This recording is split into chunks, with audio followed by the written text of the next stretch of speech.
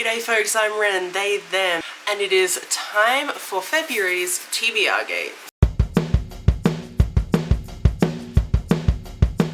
Quick little caveat, you can probably hear a fan. It's currently in the middle of a heat wave, so that's staying on, otherwise I will perish. In February, there are a couple readathons I'm aware of and may or may not participate in, we'll see. So in February there is the Cat Lady readathon I know is happening. It's a very casual one this round and I'm gonna take it very casually. If I end up reading something that features cats, cool. If I don't, also cool. The next readathon that is happening is Jante's Inferno, and that is hosted by Jan from Jan Agaton. I really wanted to participate last time, but for some reason, when I looked at the prompts last year, I got so confused and it got really overwhelming really quickly, so I decided not to do it. I looked at the prompts this year. Jan said that they're very similar to last year's formatting and setup and everything. There was nothing complicated about it at all. So I don't know what a year ago Wren was thinking, but I'm doing it this year, so that'll be cool. I will not be doing a TBR in this video. I have a TBR, but I don't know if it's gonna stay that by the time the readathon happens. Who knows with that. I will hopefully be vlogging that readathon, so hopefully you'll get to see the books I read there. So that's it for February. Let's go through the January TBRGate to see if I actually completed it. So the first prompt I had was Rivals, and for that I was meant to read Only a Monster. I did not read this. I still want to, but I was really struggling with audiobooks in January, but I will get back to this in a moment.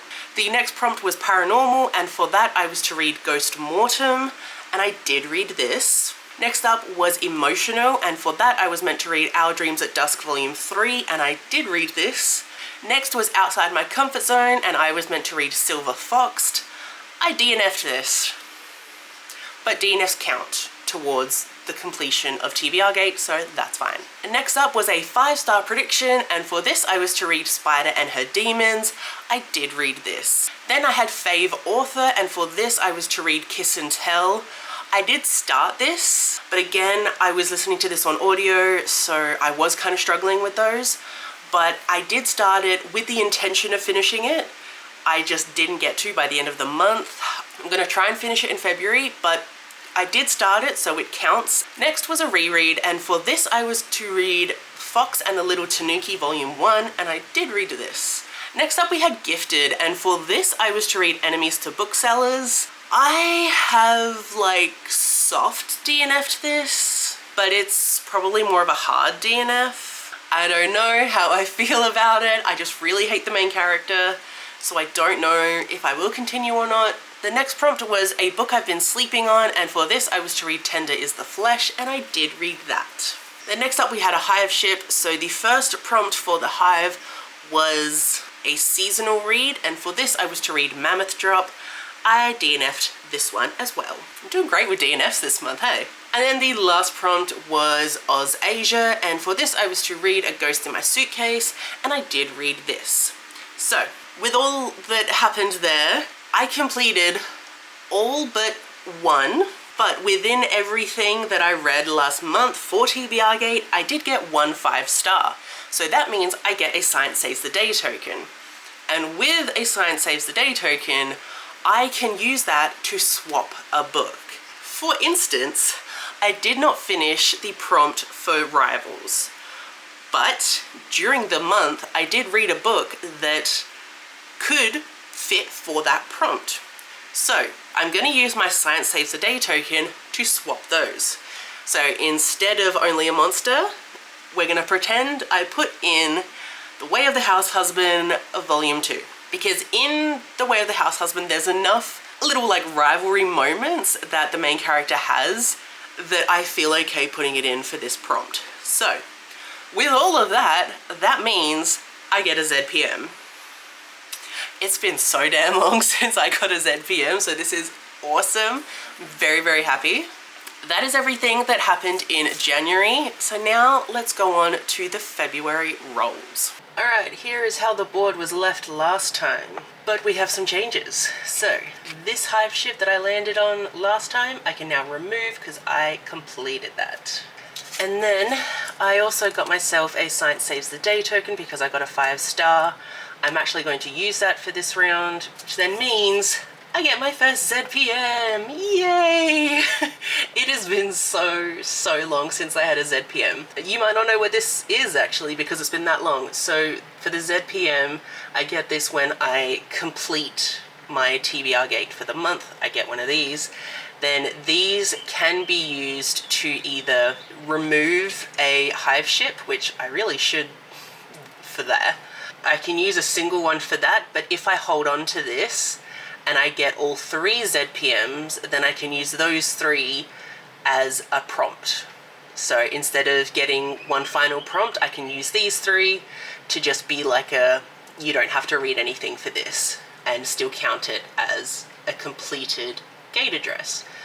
So, I don't know how the game is gonna go, but I would like to hold on to this, but we'll see how everything goes. So we left off last month on there. So let's go for roll number 1. Dang. 1, 2, 3, 4. Landed on a hive ship right off the gate.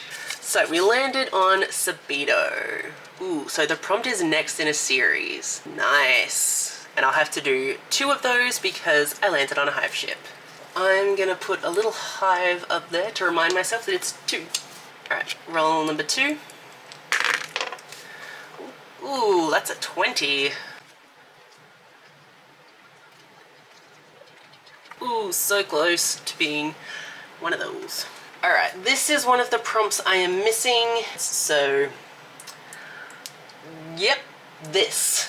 In its place, I will just put that to remind me Robandus. Roll number 3. 10.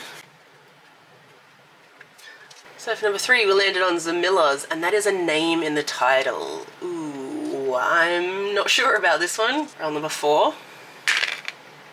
A 10 again, so that means a self-care prompt for the month. How am I gonna do that? We're just gonna use another die. We'll count that as the self-care prompt. But now I'm gonna move.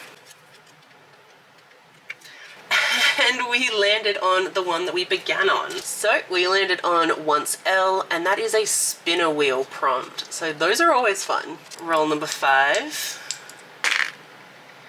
It's a 2. And we landed on a chevron. So that means a character card. So these do not count towards the gate address. These are just extras.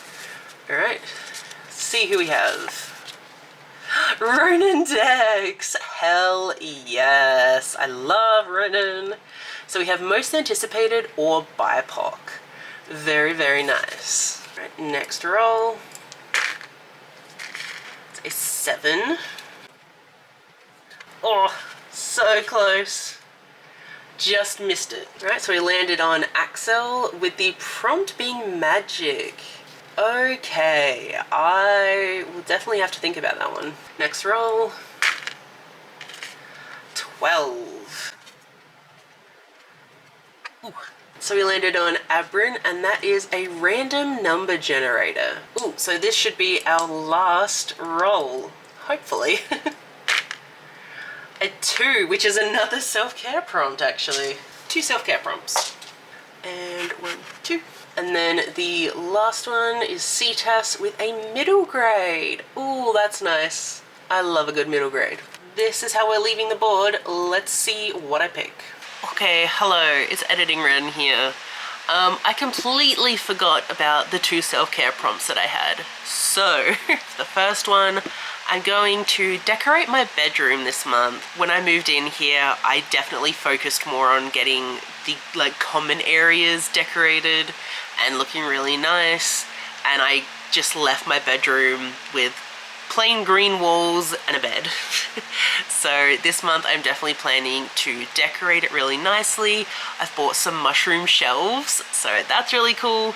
The second self-care prompt is establishing a routine again. So when Kirsty was here, it was also school holiday times, so it was too hard to follow like my normal routine and the routine I have with my niece and like our day-to-day things. It wasn't happening. So I have definitely felt really out of sorts without a routine, but school has now started again. It's just me and my niece here, and I can like get back into the routine of like drop her at school, then like have my work time before she gets home, have my dad's appointments, my medical appointments, like everything can get back in gear now. That is also self-care for me because I'm autistic and I like routines. And if I don't have routines, I get really stressed and overwhelmed and the depression really kicks in. So we're going back to a routine, and that is self-care for me. But back to better lighting Wren. So the first glyph that I landed on was Subito, with the episode for that being First Contact and the prompt being next in the series. There was a hive ship on this, which I'm kind of happy about. I would really love to clear this board, so the more hive ships I can get cleared, the better. So that means I have to read 2 books to complete this one prompt. So the first one is Lost World by Michael Crichton, which is the second book in the Jurassic Park duology. I am buddy reading this with Paige from Pages with Paige this month, and I'm very keen to read it because I love Jurassic Park. It's so much fun. I did read the first one a couple years ago, had a really good time because it was very similar to the movies, and I'm keen to see if the Lost World book is as similar to the movie as the first book. I think it might be. I've had a bit of a like flip through, and I can tell that the story is kind of the same that the movie was, which like the second movie is my least favorite. Best is number 3. It's so freaking good, but you know, 2 was good. But I will say I don't like that the new chapter starts on the same page as the old chapter. I really hate that. I have unhauled books for doing that in the past, but I will read this one. Oh look, there's like a little map and little dinosaurs. That's so cool. Then the next book in a series that I'm going to read is one of the Mindfuck series books. I'm up to All the Lies, which is book 4 in this series by St. Abbey. I love this series so much. This is a serial killer dating an FBI agent who is investigating her murders. It's great. I love this. It's so unhinged. I love the relationship between our 2 main characters, and just like the vibes, immaculate. I love it. It's so good. I'm really keen to finish this series because I just want to know how it ends. I have been warned about potential triggers in the 4th book, but I think I'll be okay considering my main trigger is sexual assault. And that's kind of what this entire series is about, and it gets very graphic sometimes. But I've been pretty okay with the first 3 books, so hopefully in the next ones I will also be okay. Because I mean, she's just getting revenge and it's the best ever. The next glyph we landed on was Robandus, and the episode for that is Duet, with the prompt being queer. Now for this, it's such a broad prompt that it doesn't really narrow anything down for me, and anytime I have gotten it in any TBRGate, I leave that till last when figuring out the TBR, because a lot of the things I read are queer anyways, and kind of anything can just be put into that spot because it's not specific enough. So what I ended up choosing is a book I really should read anyways, and that is Conventionally Yours by Annabeth Albert. This is a queer YA? I don't know if it's YA or NA or just A, don't know. But it's about these 2 guys who are gamers, I think, and they're kind of rival gamers. They're like kind of in competition with each other, and they end up taking a road trip to this game convention, and when they get there they have to compete in a game against each other. I think I don't know. But I've been keen to read this for a while, and Kirsty read this at the beginning of 2024. And she really, really loved it, so that just makes me more interested to read it. And I think it'll be fun. Like, the cover looks cute. It's at a convention.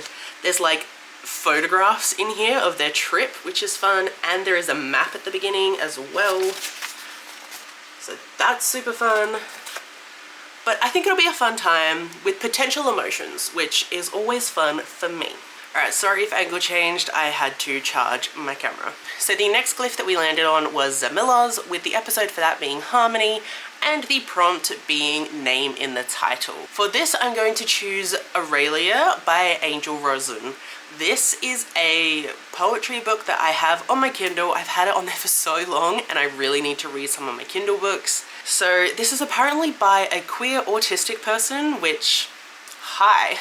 So that'll be cool. So it says, this debut poetry book is a stunning collection of contemplations on gender, sexuality, mental illness, and seeking space to call home. A difficult task when one feels too large to fit in. Damn, like that sounds really good. And I have missed poetry. I really love reading poetry. I don't think I read very many in 2024, which is upsetting because love poetry. So I would really like to get back into reading poetry, and this seems like a great way to do it. The next glyph we landed on was Once L, with the episode for that being the Deadless Variation, and the prompt for that being the Spinner Wheel. Now, we got this last month. Luckily this time there is no hive ship on there, but that does mean that we have to use my spinner wheel. So on this spinner wheel, there is a bunch of, I don't know, like goals or lists of books that I want to get to. Some are year-long reading challenges or stuff like that. So whatever the spinner wheel lands on, I will pick a book from that particular section. Here is the spinner wheel, so let's spin.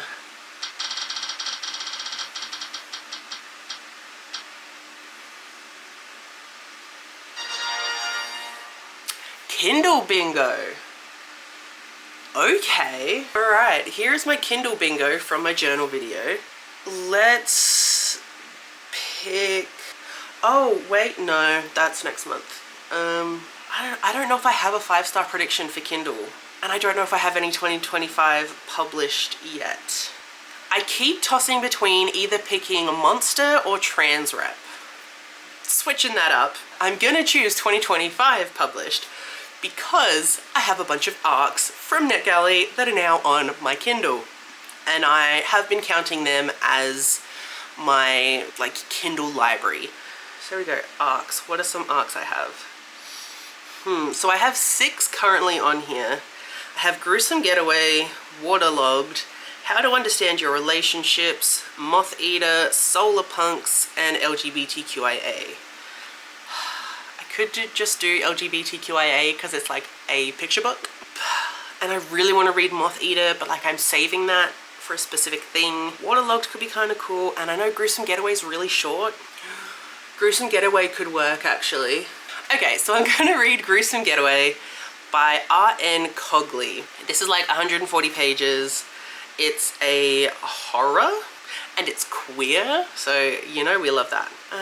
When 23-year-old master's student Tag Kelly joins his twin brother and his girlfriend on their getaway to a cabin in rural Ireland, he hopes to escape all the drama that's been destroying his life. He wants to forget about his thesis deadline and the terrible, never-ending bad news that fills the headlines.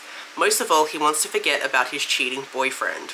Sucks, dude. But Tag soon finds much more than mere cheating scandal to worry about. As soon as the trio enter the eerie village of Killamercy, odd things begin to a strange man peering into the window of their cabin, a mysterious break-in, and a unique Celtic symbol haunting Tag wherever he goes. Just as they ready themselves to flee, things only get worse.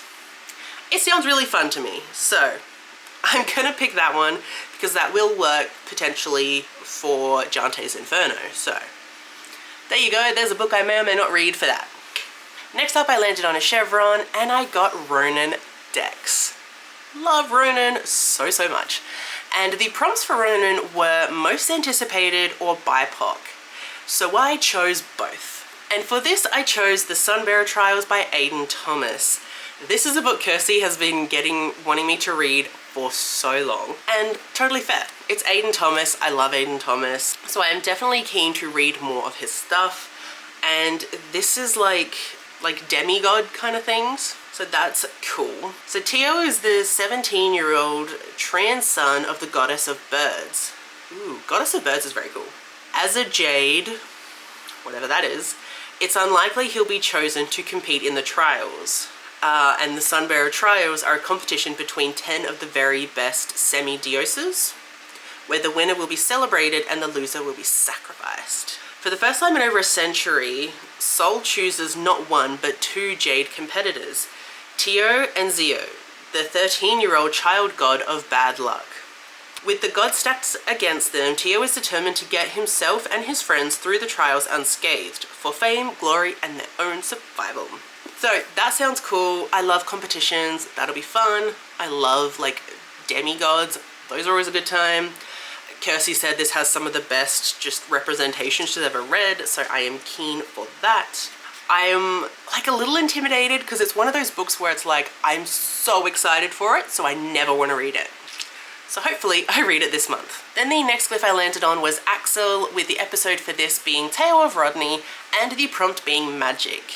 For some reason, I always struggle with this prompt, even though this is my fantasy shelf. And most of my fantasy has magic. But I struggle every damn time. But for this, I have chosen a book that I recently hauled, which is really good for me because I really want to read the books that I'm buying, right? So this will be, if I read this will be the quickest I have ever bought a book and then read it. So like, I want to feel like a powerful badass, so I'm gonna read this book. And that is Unholy Terrors by Lyndall Clipstone. I am so excited for this. I got this at A Romantic Affair, which was a book signing convention in Adelaide at the end of January. And I got this signed by the author, which is very cool. And I originally just went to their stall so that I could buy some prints because the prints were amazing. And then the author was talking about their book and I'm like, damn, that sounds like something I need in my life. And then they just threw in the prints anyways. So cool. Because like, this looks like my vibe, right? So it says, Evelyn has devoted her whole life to the Wardens, those who wield arcane magic to guard their community against monsters known as Vespertine. But Evelyn's own magic has failed to appear, and her thoughts often turn towards the dangerous Vespertine-filled moors. Moors where her mother died and where Evelyn is sure answers to her own heritage lie. And it seems there is a romance with a particular Vespertine with secrets of his own. Oh, it seems some kind of like vampiric-esque thing going on, because like there's about like feeding. That could be good. But yeah, this cover is kind of everything. It sounds like a kind of dark romancy type thing, but this kind of dark romancy, not like abusive dark romance. So this one is very much more my vibe. And like there are wolves and a skull on the cover. So the next glyph that I landed on was Aberrin, with the episode for this being 38 minutes and the prompt being a random number generator. For this, what I usually do is assign a number to each of my shelves. This time, I'm going to get a stack of books and then number those and choose that. Because I have so many manga series that I'm in the middle of or have started, and I want to make progress in them. So let's go through the ones that I'm really interested in reading. So first up is Killing Stalking Volume 3 by Kuyi. Sorry, this is very reflective because the plastic is still on it. This is the most messed up thing you'll ever read. It's about two psychopaths not falling in love. There's this guy who kills people, and then there's this guy who was stalking the killer because he thought he was cute, didn't realize he was a killer, and now the killer has like kidnapped him and like won't let him go, and sexual things happen between them. It's really messy, really friggin' disturbing, and I love it so much. So then we have The Masterful Cat is Depressed Again Today, Volume 6 by Hitsuzi Yamada. I think I'm up to Volume 6, I can't remember, but I'm somewhere in this series. So this is about a cat who's like 6 feet tall, knows how to cook and clean and sew and like goes out grocery shopping, all this kind of stuff, and it's taking care of its human. It's the most adorable thing I've ever read. I love it so, so much. Then we have Kaiju number 8 by Naoma Matsumoto. This is volume 2. I keep thinking I've read volume 2, but then I haven't like got it recorded on Goodreads or Storygraph or anything. So I think no matter what, I just have to reread volume 2. Whether it's a reread or a first read, who knows. But this is about soldiers defending the world from kaiju, which are these big monsters. But a person gets kind of infected by a kaiju and becomes a new form of kaiju. It's hilarious. It's so freaking cool. I love that everything's really gory as well, but there's so much humor. It's a really, really fun time. Then we have Assassination Classroom Volume 2 by Yusei Matsui. This is a series where there's an alien who, for some reason, is deciding to be a teacher, and a bunch of these kids are tasked by the government to find a way to kill this alien because he's really hard to kill. So for some reason, the government thinks that trying to get kids to kill it is a good idea. I was a bit iffy with the first volume, but I could definitely see potential because it looked like the alien just really loved his job as a teacher. So that's kind of cute. Then we have Dinosaur Sanctuary Volume 5 by Itaru Kinoshita. This is very Jurassic Park-esque, but instead of dinosaurs being brought back for an amusement park, they are brought back for being in a zoo. But it's really just about these zookeepers taking care of the dinosaurs.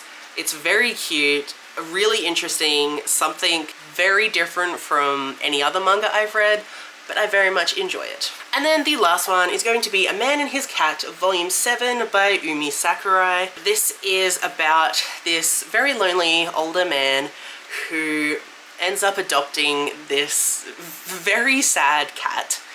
And you get a lot of perspectives from the cat, and the cat is just so soppy and is just so in love with the human, and then the human loves the cat, and it's very cute, not in a gross way. But at this point we have moved away from like that main kind of relationship, and we're looking at like the wider world, and a bunch of this guy's friends are now like adopting cats as well. So it's a fun time. But that's gonna be all the manga that I own that I really want to get to. Alright, so we have 1 to 6. Let's see what it picks. 3. 1, 2, 3. Or did I go 1, 2, 3? I don't know which way I went. But the choices are Assassination Classroom and Kaiju number 8. I'm gonna go Kaiju number 8. From the original configuration. So this is the volume I'm going to read this month, which is really good because I really want to continue on with this series. So, yay.